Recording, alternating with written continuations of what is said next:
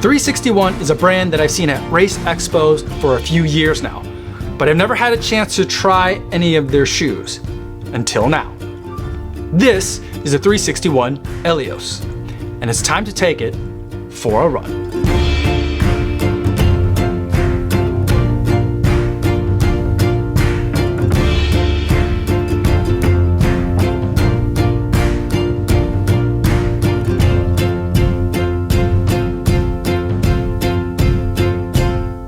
Yo, what's going on? My name is Kafuzi and I'm a non-elite runner who reviews running shoes here on YouTube. And today I want to talk to you guys all about the 361 Eleos. But before I give you my thoughts on this shoe, I do want to go over some disclosures. This is a pair of shoes that 361 sent to me for the purpose of review. However, no one's paying me to make this video or to include their brand in this video, and no one's going to get a chance to preview any of my footage or my thoughts before you guys get a chance to see this video on YouTube. So with that disclosure out of the way, let's talk about the 361 Eleos. Let's start with the specs. This is a 36mm stack height shoe with a 6mm drop, giving us 30mm of Primo foam in this shoe. Now this Primo foam is a super critical material, but 361 has not specified to me what the source material for this supercritical process is. And so my conjecture at this point is that it's probably a supercritical TPU because it reminds me so much of that first generation of New Balance fuel cell foam. Think RC Elite version 1 or the fuel cell TC, which is one of my favorite New Balance shoes. Now, to protect all this midsole foam, we have an outsole pattern that is highly reminiscent of the Hyperion Max. We've kind of got two leaves of rubber in the back, and that's the high abrasion rubber technology that 361 is using. That's going to be for the highest amount of wear. And then we have a different rubber compound in these three sections of the front, which cover the lateral, center, and medial sides of the forefoot. And there is quite a bit of exposed foam. And while we're here, we can also see that there is quite a wide footprint for this shoe as well. Now, as we move to the upper on this shoe, we have a very soft and comfortable material up top that uses 25% recycled yarns. And there is a moderate amount of padding and thick laces for the lacing system.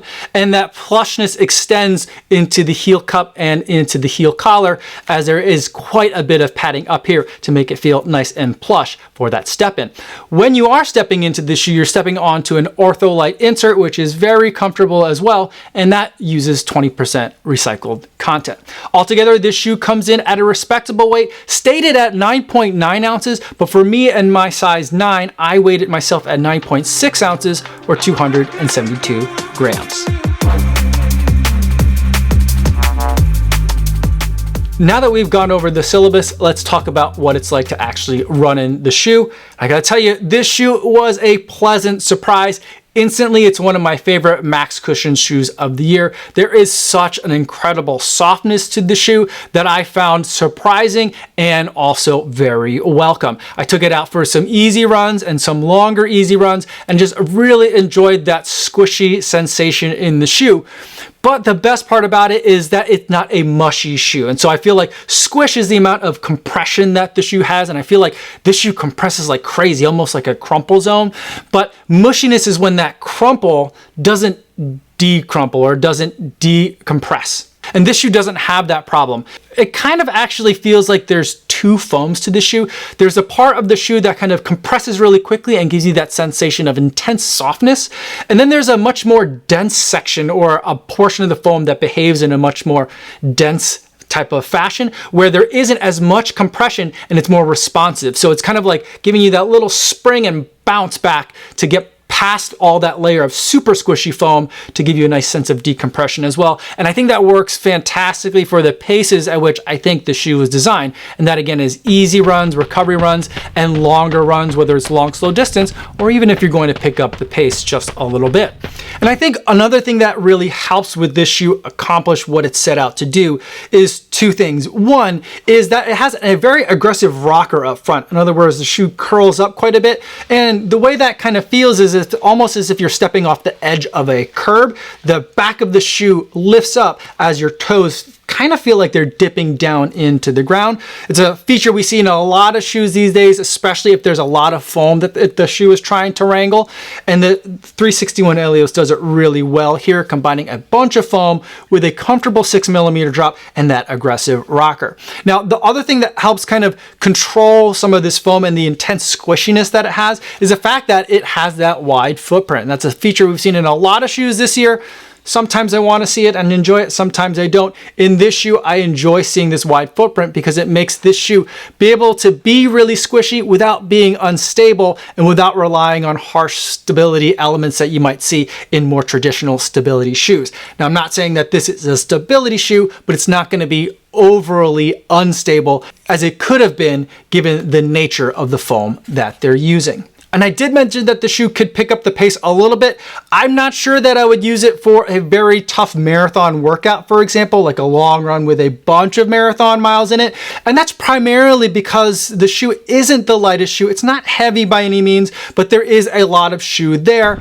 And I feel like the area that this shoe excels most would be kind of like a long run progression where you're starting off easy and are slowly picking up the pace throughout the run, ending somewhere a little bit slower or right around marathon effort. I feel like that's where this shoe is going to be quite excellent, as well as being quite excellent as being just a casual everyday wear kind of shoe. The one thing that I would kind of look out for on this shoe though is that it does have that aggressive rocker that I was talking about, and sometimes aggressive rockers and walking paces don't always tend to match up all that well, so it might be something to kind of be aware of. I went true to size and I think that was the right size for me, but I also will say that the fit on this is a little bit more relaxed. There is a lot more room in this shoe in a comfortable kind of way than I've seen in other shoes in this class lately, and that's also something that I definitely appreciate.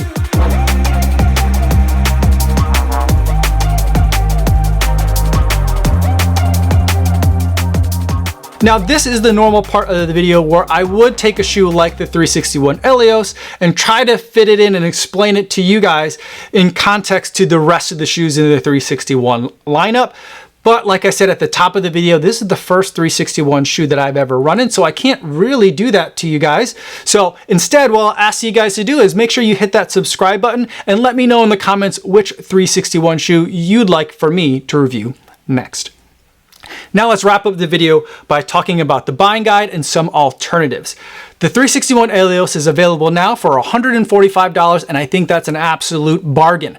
I'm not saying that $145 is cheap or that it's a small amount of money, but for the amount of shoe you're getting here and the amount of performance that you're getting, I think it is a good deal, and I'll show you two alternatives so that you can see where I'm coming from.